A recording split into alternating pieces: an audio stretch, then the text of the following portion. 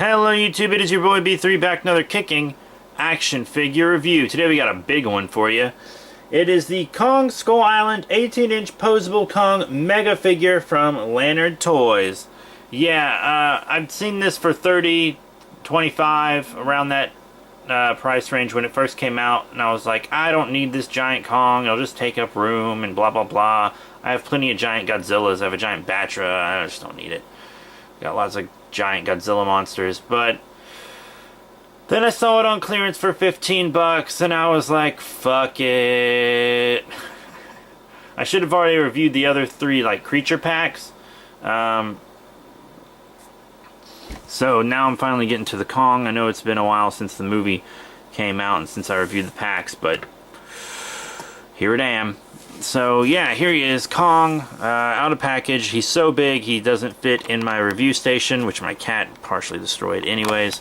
So you're gonna see lots of wall in this review, sorry about that. But he's pretty cool. I like the big scars on his chest. You know, he makes a neat display piece if you're into collecting giant figures. The head sculpt's not bad. It's pretty cool. The paint on this guy actually is pretty good, to be completely honest. Nice wash and everything all over. You'd think with his size they wouldn't have done as much of the paint as they did, but he's painted up all on the back and everything. He's got this screw in him. I can take it out, but I've just been too lazy to. He was screwed into the packaging. I mean, he's a pretty big guy. You know, he's got two different hands. This kind of open hand and this fist hand. And he's got his feet. Articulation-wise, the feet move all around, which is pretty cool. The feet are actually quite posable. Not that they really need to be because the legs don't move at all. Then you have, you know, the hands which rotate. Pretty cool. They go in and out as well. You know, you can get actually a double elbow bend on this guy, which is more than you would expect. So it's marketed as full chest beating action.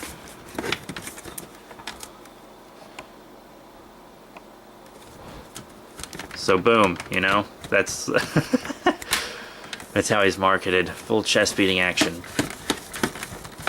This is this is gonna be a big fun toy for kids. But yeah, you know, you got up and down on the arms, forward and back as well, and the head goes side to side. Pretty far, actually, with just a tiny little bit of up and down. So, yeah, you know, that's it for detail paint and articulation. How about we do a size comparison now? Now here is one of my big Godzilla figures. This is actually an X+. It's not my biggest Godzilla figure. My biggest one would be, obviously, my Jakks Pacific one. They came out for the 2014 Godzilla movie, which he'll go great with. I can't get that one over here right now because it's kind of packed away. It's got a bunch of stuff in front of it, but yeah, it will go good with this Kong. But this figure is obviously too small, but this is one of my larger figures. I just wanted to show you how big this Kong is. 18 inches, pretty big guy. And then just to show him with a regular 6-inch figure, since most kaiju collectors collect in that 6-inch scale.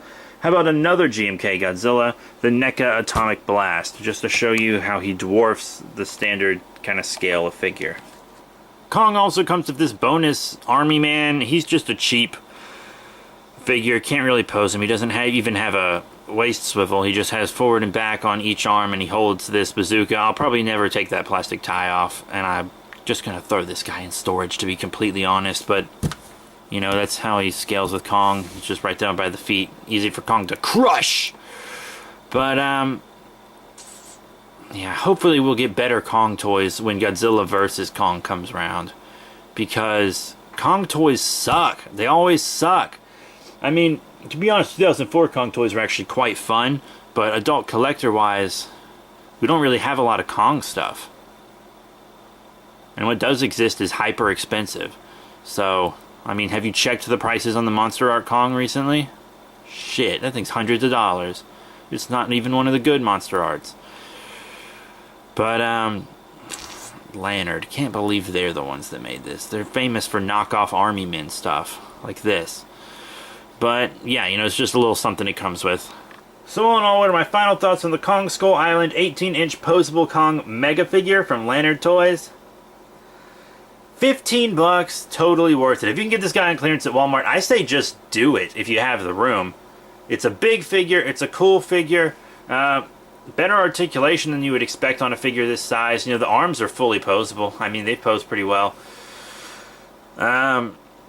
The feet are oddly posable, but it doesn't really matter because the legs aren't. The paint's actually pretty dope. The sculpt's not bad or anything. The Army Man is kind of useless. A little useless.